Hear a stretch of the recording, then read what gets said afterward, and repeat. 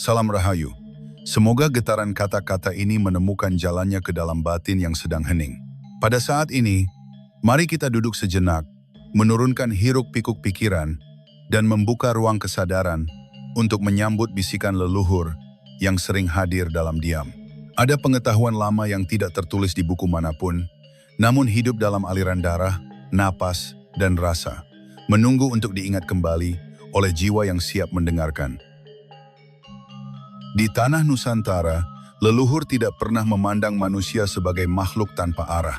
Setiap kelahiran dipercaya membawa getaran tertentu, membawa tugas tertentu, dan membawa jejak yang telah disematkan sejak awal.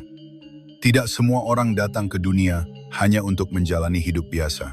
Ada jiwa-jiwa yang diturunkan dengan beban yang lebih berat, bukan untuk disiksa, melainkan untuk ditempa, agar kelak mampu berdiri tegak ketika zaman membutuhkan penopang. Dalam warisan kejawen, weton bukanlah hitungan kering yang berhenti pada hari dan pasaran.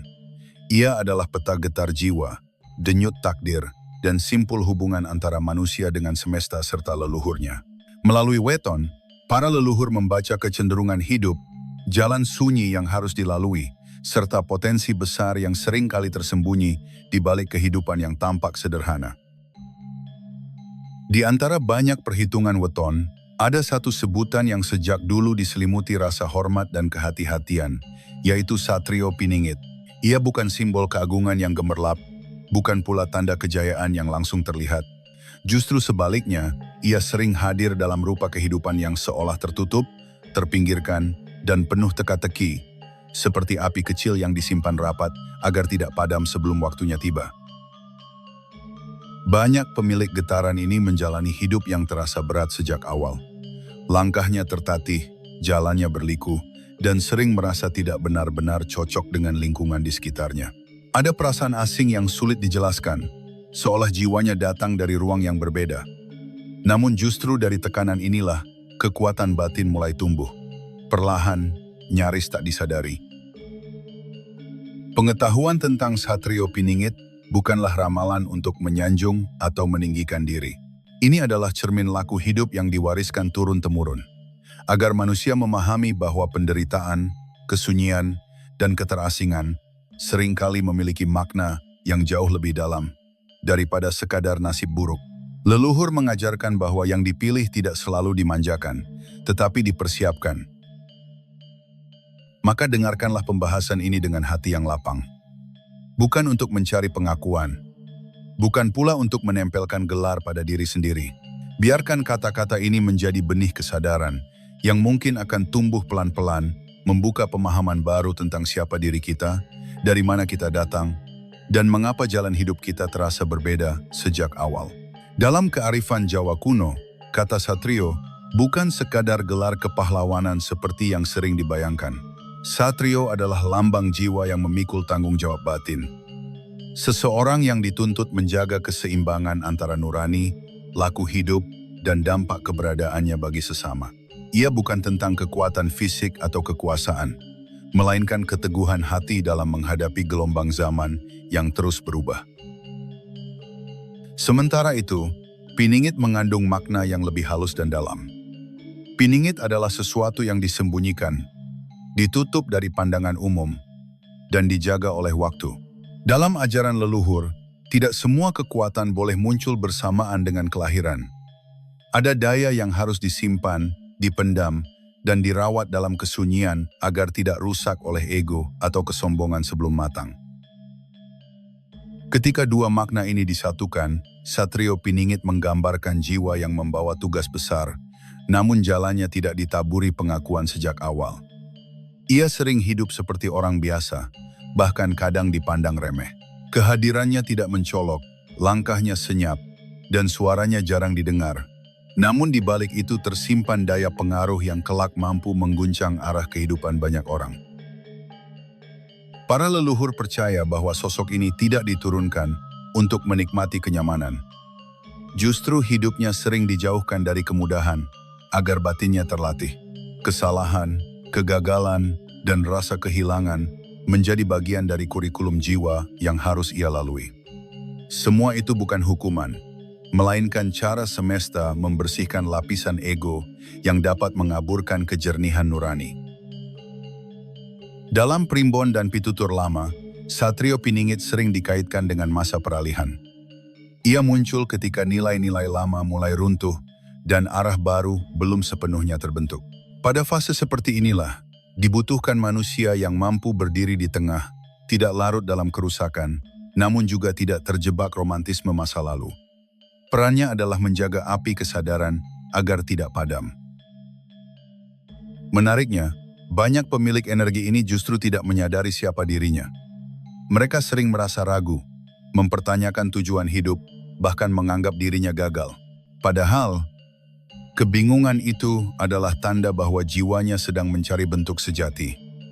Leluhur mengajarkan bahwa yang paling berbahaya bukanlah tidak tahu jalan, tetapi merasa sudah sampai padahal belum berjalan. Memahami makna Satrio Piningit bukan untuk membangun rasa istimewa, melainkan untuk menumbuhkan kewaspadaan batin. Ketika seseorang mulai mengerti bahwa hidupnya membawa amanah, maka setiap langkah akan dijalani dengan lebih hati-hati. Dari sinilah laku sejati perlahan terbentuk sebagai fondasi sebelum ciri-ciri batin dan ujian hidup berikutnya terungkap. Salah satu ciri paling kuat dari jiwa Satrio Piningit adalah kepekaan rasa yang tidak dimiliki kebanyakan orang. Ia mampu merasakan suasana sebelum kata-kata terucap, menangkap niat sebelum tindakan terlihat, dan membaca getar batin orang lain tanpa perlu penjelasan panjang. Kepekaan ini sering membuatnya mudah lelah secara batin, karena terlalu banyak hal yang ia serap dari lingkungan sekitar. Dalam kehidupan sehari-hari, sosok ini cenderung tidak nyaman berada di keramaian yang hiruk-pikuk. Ia bukan membenci manusia, namun jiwanya lebih tenang saat berada dalam kesunyian. Diam baginya bukan kekosongan, melainkan ruang untuk menyusun kembali energi dan memahami suara hati yang sering tenggelam oleh kebisingan dunia luar. Kepribadian Satrio Piningit biasanya tidak suka menonjolkan diri. Ia kurang tertarik pada pujian, pengakuan, atau sorotan. Bahkan ketika melakukan sesuatu yang bernilai besar, ia lebih memilih tetap berada di balik layar. Ada rasa tidak nyaman ketika harus dipuja, seolah sanjungan justru mengganggu keseimbangan batinnya. Dalam perjalanan hidup, ia sering merasa berbeda sejak kecil. Cara berpikirnya tidak selalu sejalan dengan lingkungan. Nilai yang ia pegang sering bertabrakan dengan kebiasaan umum. Hal ini membuatnya tampak aneh, keras kepala, atau terlalu sensitif di mata orang lain. Padahal, perbedaan ini adalah tanda bahwa jiwanya tidak sepenuhnya terikat pada pola lama. Ciri lain yang sering muncul adalah kecenderungan untuk banyak merenung. Ia kerap mempertanyakan makna hidup, tujuan keberadaan, dan alasan di balik setiap peristiwa yang dialaminya. Pertanyaan-pertanyaan ini tidak selalu terjawab cepat, namun justru membentuk kedalaman batin yang kelak menjadi sumber kebijaksanaan. Tidak jarang Satrio Piningit mengalami kesalahpahaman dalam hubungan sosial.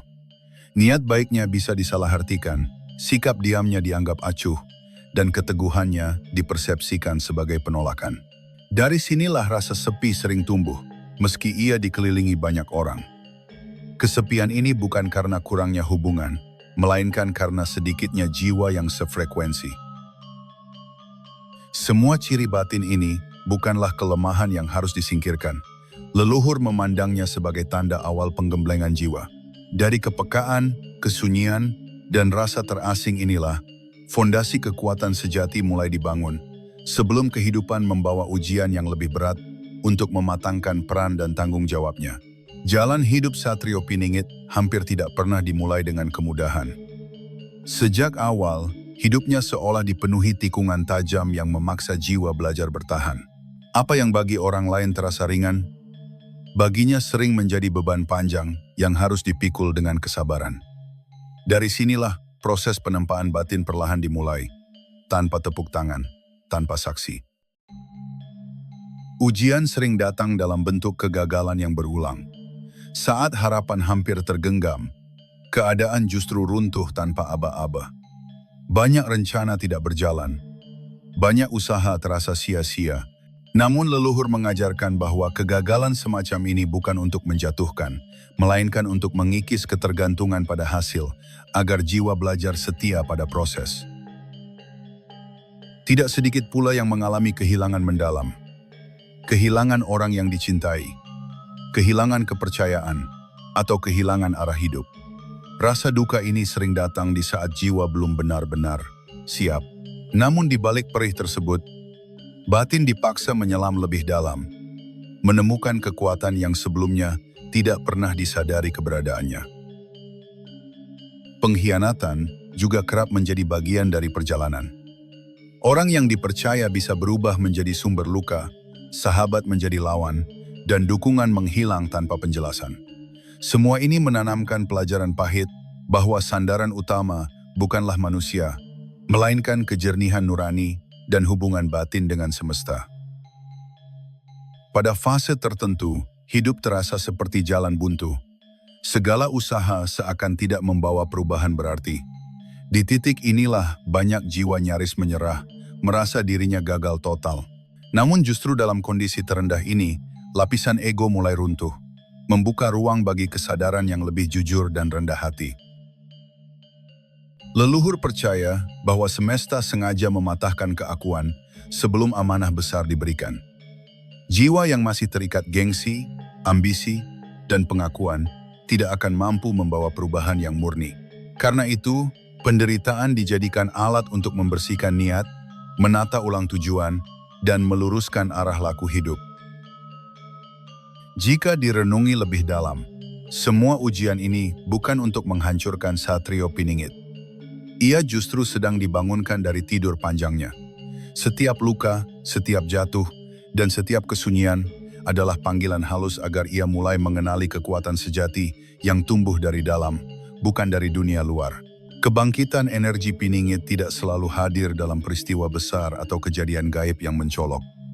Ia sering datang perlahan, nyaris tak disadari, melalui perubahan cara seseorang memandang hidup.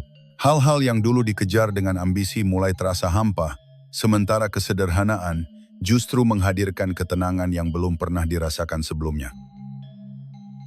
Pada fase ini, muncul dorongan kuat untuk hidup lebih jujur terhadap diri sendiri. Topeng yang selama ini dipakai demi diterima lingkungan mulai terasa berat. Satrio Piningit perlahan memilih kejujuran batin, meski harus kehilangan banyak hal. Ia tidak lagi nyaman berbohong demi citra, karena nuraninya semakin peka terhadap kepalsuan.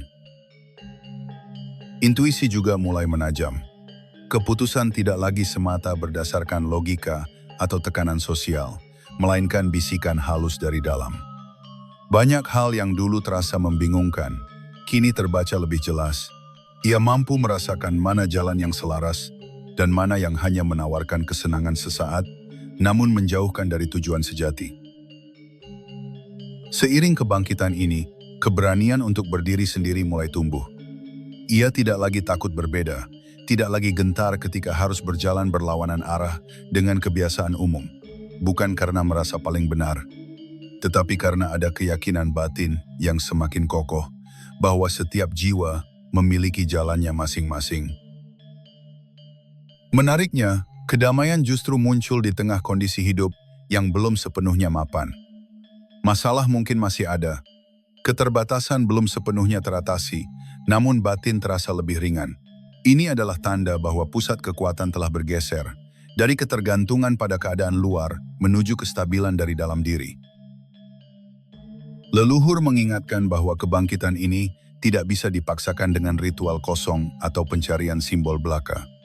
Ia hanya muncul ketika seseorang siap melepaskan identitas lama yang tidak lagi selaras.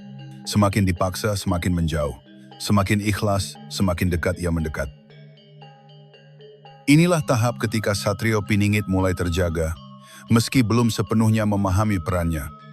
Ia belum tampil sebagai pembawa perubahan, namun fondasi batinnya telah terbentuk. Dari titik inilah, langkah berikutnya akan mengarah pada pemahaman tentang misi sejati yang akan dibawanya ke tengah kehidupan.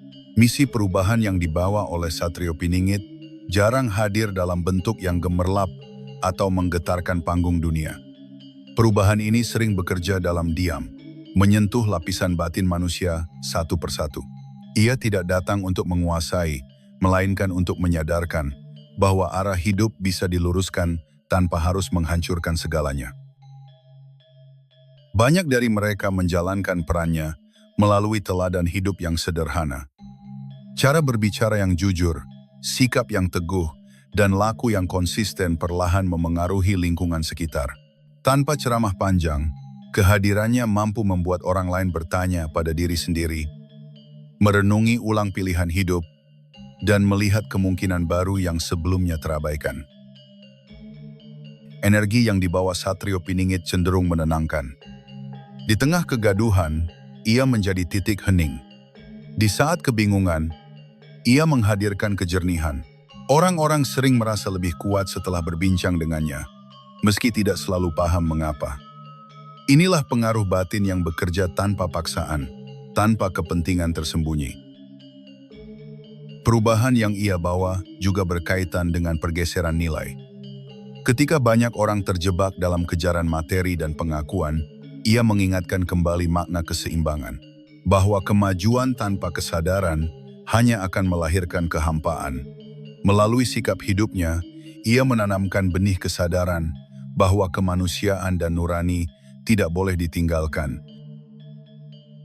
Menariknya, misi ini sering berjalan tanpa penghargaan. Tidak ada panggung, tidak ada gelar, bahkan sering disalahpahami. Namun bagi Satrio Piningit, pengakuan bukanlah tujuan. Ia digerakkan oleh rasa tanggung jawab batin yang lebih besar, sebuah dorongan halus untuk menjaga keseimbangan, meski harus berjalan sendirian. Leluhur percaya bahwa perubahan sejati selalu dimulai dari dalam diri manusia. Itulah sebabnya, Satrio Piningit lebih fokus membenahi batin daripada memperbaiki dunia secara paksa. Ketika batin jernih, tindakan akan mengikuti. Ketika kesadaran tumbuh, arah hidup masyarakat perlahan akan berubah dengan sendirinya. Misi ini mungkin tampak kecil jika dilihat dari luar, namun dampaknya menjalar jauh. Satu jiwa yang terjaga dapat menyalakan kesadaran jiwa lain. Dari sinilah perubahan besar bermula, bukan dari teriakan, tetapi dari keteguhan laku yang terus dijaga dalam sunyi. Tidak semua jiwa yang membawa weton Satrio Piningit akan benar-benar menjalani panggilan hidupnya. Ada yang memilih berhenti di tengah jalan. Ada pula yang larut dalam luka dan kelelahan hingga melupakan suara batinnya sendiri. Leluhur memahami hal ini karena amanah tidak pernah dipaksakan, ia hanya ditawarkan kepada mereka yang bersedia sadar dan bertanggung jawab. Kesadaran menjadi kunci utama dalam membuka titah leluhur. Tanpa kesadaran, potensi sebesar apapun akan tetap tertidur. Namun ketika seseorang mulai jujur pada dirinya, berani melihat luka, dan mau belajar dari perjalanan hidupnya sendiri, maka satu persatu simpul takdir akan mulai terbuka dengan sendirinya. Leluhur selalu mengingatkan bahwa kehebatan sejati tidak diukur dari seberapa besar pengaruh di mata manusia, melainkan seberapa lurus niat dalam batin. Satrio Piningit tidak diturunkan untuk dipuja, tetapi untuk mengabdi. Ketika pengabdian menjadi dasar laku, maka kekuatan akan mengalir tanpa perlu diminta. Karena itu, jangan terburu-buru menempelkan makna ini sebagai identitas diri. Piningit bukan gelar untuk dibanggakan, melainkan cermin untuk menata sikap hidup. Yang lebih penting bukanlah apakah seseorang termasuk di dalamnya, tetapi bagaimana ia menjalani hidup dengan kesadaran, kejujuran, dan tanggung jawab terhadap sesama. Leluhur tidak pernah meninggalkan keturunannya. Mereka membimbing melalui rasa, melalui nurani yang gelisah ketika kita menyimpang, dan melalui ketenangan yang hadir saat kita selaras. Selama hati masih mau mendengar, selama laku masih dijaga, tuntunan itu akan selalu menemukan jalannya. Maka kembalilah sejenak ke dalam diri, dengarkan suara yang selama ini tertutup oleh kebisingan dunia. Di sanalah jawaban sering bersembunyi, bukan dalam pencarian di luar, tetapi dalam keberanian untuk mengenali diri sendiri dengan jujur dan rendah hati. Semoga siapapun yang mendengarkan dan merasakan getaran pembahasan ini, diberikan kejernihan untuk memahami jalannya masing-masing.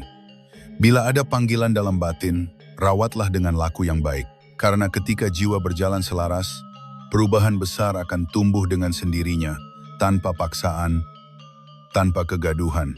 Jika pembahasan ini beresonansi di batin Anda, biarkan ia menjadi pengingat lembut akan laku hidup yang sedang dijalani. Anda bisa mendukung perjalanan ruh leluhur dengan menyimak hingga tuntas, menandai jejak kebersamaan ini, dan membagikannya kepada mereka yang mungkin sedang mencari arah. Bukan untuk menambah jumlah, melainkan untuk menjaga agar pesan leluhur tetap hidup dan menemukan jalannya pada jiwa-jiwa yang siap mendengar. Sampai jumpa di pembahasan berikutnya.